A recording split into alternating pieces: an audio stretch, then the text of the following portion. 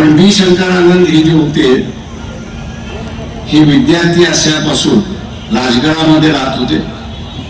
त्यांचं शिक्षण असणारं माझ्या वडिलांनी त्या ठिकाणी केलं आणि म्हणून पी.एल. पाटलांना मी असणारं म्हणत, पी.एल. पाटील यांना म्हणत असो की मी त्यांच्या विरोधात उभा राहा. शंकरानंद नंतर माझ्या अंदाजाने या ठिकाणी कोणीच उभं राहिलं नाही अशी परिस्थिती आहे. पहिल्यांदाच असणारे या ठिकाणी शंभू कोळलकर जे आहेत हे आपल्यासमोर ऑटो रिक्षा ही निशाणी घेऊन उभे आहेत अशी असणारी परिस्थिती.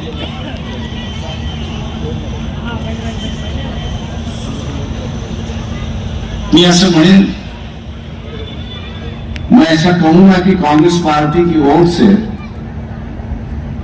दलितों की राजनीति में हमेशा बिखरावपन कैसे आएगा इसकी ही राजनीति. माला मादिका का झगड़ा हर कोई जानता है. पिछली तेलंगाना के इलेक्शन में प्राइम मिनिस्टर खुद नरेंद्र मोदी ने कहा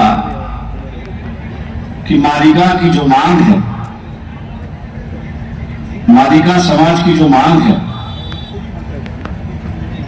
कि आरक्षण के अंदर भी डिवीजन होना चाहिए, सोशल डिवीजन होना चाहिए.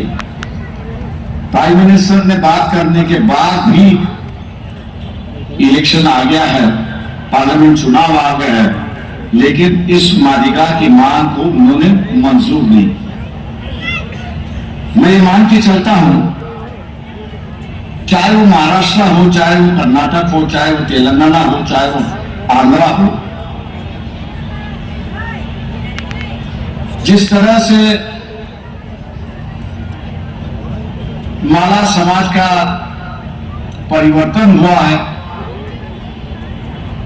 माळा हा जो समाज आहे त्याच्यामधला असणारं जे परिवर्तन झाले तेवढ्या मोठ्या प्रमाणात असणारं परिवर्तन मादिगामध्ये झालं नाही ही असणारी वस्तुस्थिती.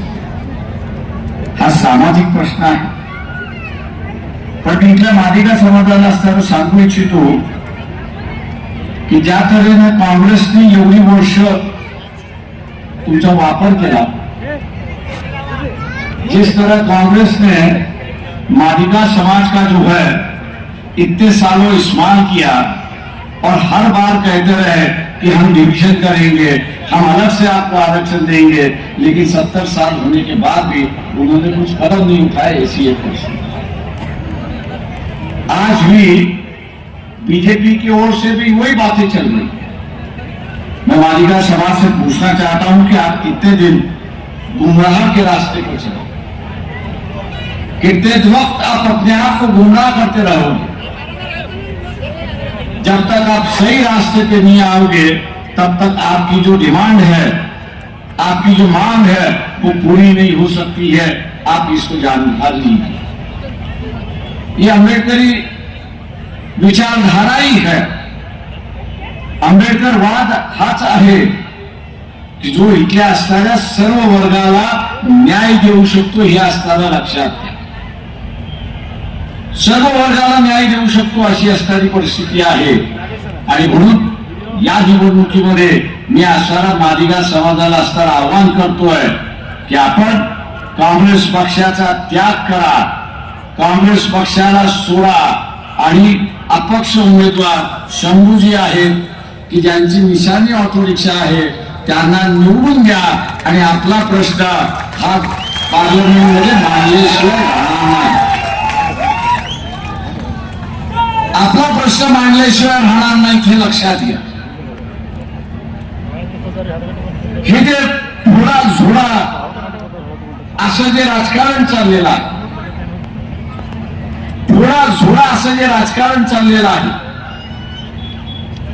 ते राजकारण आपण सोडलं पाहिजे. आता ती इथल्या असणाऱ्या कुर्बा समाजाशी केल्या जाते. पी.एल. पाटिल ये भी कुर्बा समाज के थे कि जो मुझे यहां से लड़े करके आग न करते थे. पी.एल. पाटील हे कुर्बा समाजाचे होते आणि त्यांचा आग्रह होता की मी इथे लढावं. म्हणत होते की सगळे कुर्बा तुम्हाला मतदान देतील आणि तुम्ही इथे विजयी व्हाल, हा 100% खात्री मी आपल्याला त्या ठिकाणी देतो. आणि आज चर्चा काही चालली आहे. आज मैं सुन रहा हूं कि ये बातें कह जा रही ये कुर्बा समाज जो है वो अपने आप जीत नहीं पाता है. मैं समझता हूं कि जिन लोगों ने यहाँ पे इसकी चर्चा शुरुआत की, ज्यांनी ही असणारी चर्चा सुरुवात केली की कुर्बा निवडून येऊ शकत नाही अशी जी सुरुवात केली, त्यांना या जिल्ह्यामध्ये स्वतःची घराणेशाही साबित करायची अशी असणारी परिस्थिती. लोकशाहीला सगळ्यात मोठा धोका कोणाचा असेल, लोकशाहीला सगळ्यात मोठा धोका कोणाचा असेल तर तो घराणेशाहीचा धोका आहे. हे आपण असताना लक्षात. सत्ता एकही परिवार,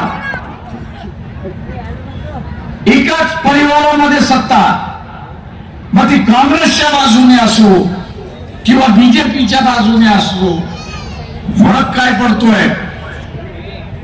फरक काहीच पडत नाही. सत्ता डाव्या हातात आहे की सत्ता उजव्या हातात आहे याचा फरक काही पडत नाही. कारण का हे दोन्ही हात एकाच शरीराचे आहेत.